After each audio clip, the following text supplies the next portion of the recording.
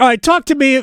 Did this really happen? Was the first domino 55 to something against Charlotte, and then this one just ultimately was like the Jenga game where you pull out the one piece and the whole thing comes tumbling down? Well, I think this was the final act, obviously. This really kind of went into motion after that Charlotte game. And I remember you and I were on before the season on your show, and you asked me, was he on the hot seat? That has always stuck with me this year because I think there was not necessarily a hot seat to start the season, but there was an expectation of this is a manageable schedule. There has been NIL money raised. Right. You've upgraded the quarterback position at East Carolina. So can you come out and, win a schedule that would put you in a position to do so, win games? And, they blew leads against App, blew a lead against Liberty. Okay, the App played probably their best game of the year, particularly after the first quarter. Liberty's a pretty good team. Yeah. And it was on the road, and that was the game that was delayed to like midnight or something like that. So, anyway, 2 losses. You don't like them, but you could live with them, and I think people had rationaled, okay, we had leads in those games, we just didn't finish. Right. The thing that I think, the way that Charlotte physically manhandled them, and the fact that now Mike Houston against the FBS teams in the state, North Carolina State, Appalachian State, and Charlotte's now 0-7. I think you combine that. I think you combined 2-10 last year when the quarterback play was atrocious. Yeah, man. And, that was under his watch. That was his recruit. That was his 4-star recruit. I think it's a culmination of things. Charlotte was the thing that really put this in motion.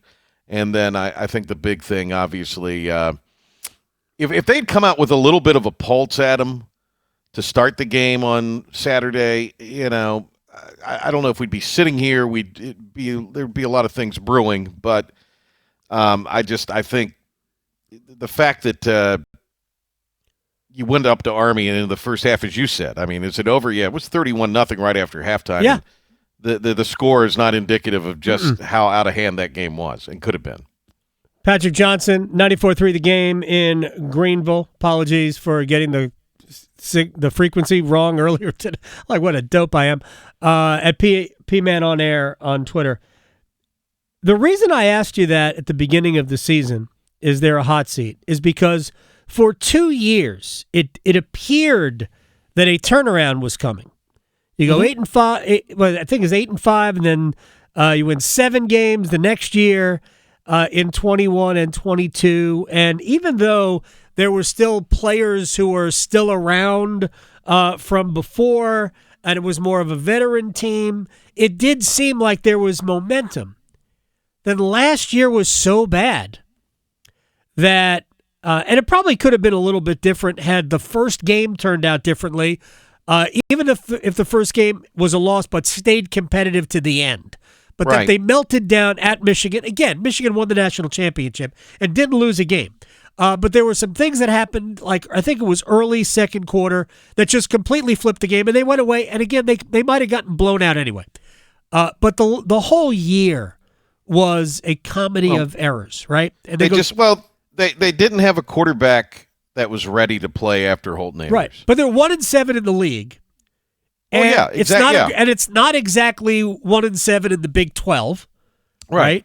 Well, but lost in everything last year, Adam, was the receiving core was not very good. Right. The running backs, Rajay Harris's injury didn't help things. Correct. Him coming back from that, he just isn't quite the same as he's been or was after the injury the year before. The offensive line was not very good. And there have been really no upgrades to the offensive line in the portal or otherwise. And it was all overshadowed by just how bad the quarterback play was, the fact they could not score. The defense did all they could. Now, the defense has been pushed around a little bit in these last 2 games, 2 of the last 3 weeks, the Charlotte game and the Army game. And that is a little concerning because the defense played pretty well against UTSA. Probably won them that game. Yeah. They were really physical in that game. Yeah, I don't think the defense has been terrible. Well, they haven't been good on. They had a 6-quarter no stretch on dating to the fourth quarter of, the second half of Liberty on the road. the entire road game at Charlotte, Right. and then the first half. So I mean, they had about 8 quarters where the defense was not playing real well, in road games. But the thing we had Andrew Bays on yesterday, and if anybody listens to the ECU broadcast on your flagship affiliate there, 99.9, they hear Andrew Bays do the road games, and Andrew was on our coverage yesterday, and Andrew just said, I mean, he was an All-American punter. No, he's a punter, but he's an All-American. Right.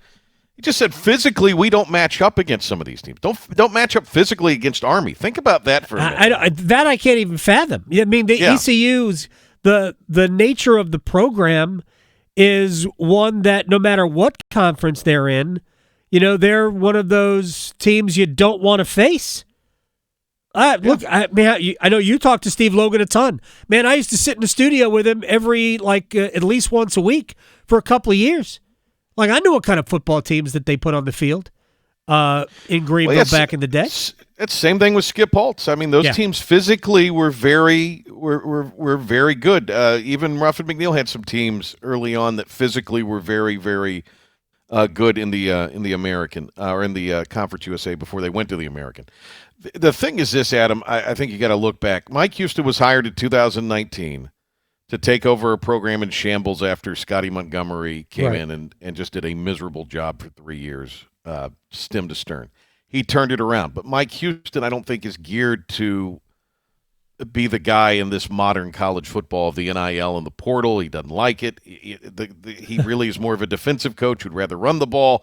And, look, everything favors the offense in football now. Everything. Yeah. So you have got to be explosive and creative, especially at a place like East Carolina on offense. And the John David Baker experiment just has not worked. I mean, he came with a lot of accolades, but he's a novice play caller, and just the offense is – we'll see if it changes. They've made Blake Harrell the defensive coordinator, the interim coach. So we'll see if this changes. And I'll have him tonight on the Coaches Show, Adam, on the network. First comments since he was named the interim. But, the thing to me is – you've got Temple coming in. Somehow they're a 7.5-point favorite against Temple. That could be the case. Matt Rule must be coaching Temple again. Yeah, Matt Rule must be back at Temple. Actually, Matt Rule was pretty good at Temple. He was very good at Temple. That may be the case if the locker room stays together. You've seen this a gazillion times, though. This is the first time East Carolina's really fired a coach midseason and then didn't let him finish the season. John Thompson.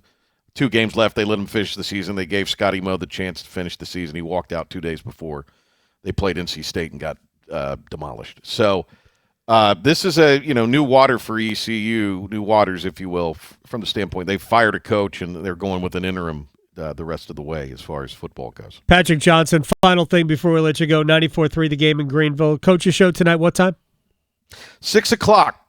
Patrick Johnson show before that at 5 o'clock. 5 o'clock. Yes, I know that. I was going to get to all of it. Look, it took me a long time to remember what the frequency was. And you were just on the other week. I know. And you're on every day. I'm exhausted. Who's next? Too much club soccer. You're not kidding. Who's like I at this point we can't have names. I haven't seen any names. Mm-hmm. But what is the appetite to kind of swing big here? Or are they looking for, one of those, are they going coordinator route? Does it have to have East Carolina ties? John Gilbert's style in these hires have been the up-and-coming kind of coach in the other sports. Right. And some of that's played out to some success. Some of that is still playing out. Basketball, top-notch assistant in the country, and he's won slightly better than the winning percentage historically for the program. So it's a big year for Mike Schwartz in that regard. With all that said, Joe Sloan played at East Carolina for Skip Holtz, is calling plays for his first year at LSU. Garrett Riley was there. I doubt he'd leave Clemson, but again, if you're going to swing for the fence and you have some money to do this, that's a possibility. Dwayne Ledford played there and is now in the pros with Atlanta. He's from North Carolina. I wouldn't be shocked if they kick the tires on Skip Holtz. Yeah, because that guy can fundraise, and that guy is a CEO, and you need a CEO roster manager in this day and age that can raise money. It's not about coaching ball anymore. Well, that part is absolutely true. But also Holtz got ECU. He was good here. Yeah. So yeah, it's difficult to do it twice. Yeah, and right? ask Mac Brown. But I mean, they've talked about, and this is fans throwing out names like Dan Mullen, the Helton brother that's at Western Kentucky. Dan Mullen on 3. Urban Meyer. Swing for the fence.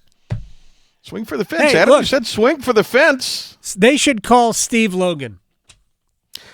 They are going to put together a committee. John Gilbert did say that yesterday, and I would hope they would consider having Steve Logan on the committee. Right. He will not coach. Steve Logan. Right. But I mean, I would go to him and seek his input. Absolutely. Certainly. Absolutely. Patrick Johnson, 94.3 The Game in Greenville. Patrick Johnson show starts in 2.5 hours, 5 o'clock, and then the coaches show. I can't. It's 6 o'clock. 6 o'clock, 94.3 right The after. Game. Yeah, right. We're live at Tiebreakers, the legendary Tiebreakers there in Greenville. So Very we'll nice. get you there one day, Adam. One day, I'll come out. I'll come out. I'll do the show from there one day. We need to get you down to Greenville to do your show one day. Let's think do that'd it. be cool. All right, sir. I thank you for your time. Thank you, and say hello to Victoria, who's the best. You already did. You Well, said hi to her before. Publicly. Okay, I wanted to publicly. That was one of those public nods and winks, Adam. You Come wanted on. that on the appreciate record. that. He wanted it on the record. I wanted to be on the record. Talk to you. You talked to her like for 2 minutes before you talked to me. All right, man. Take care. See ya.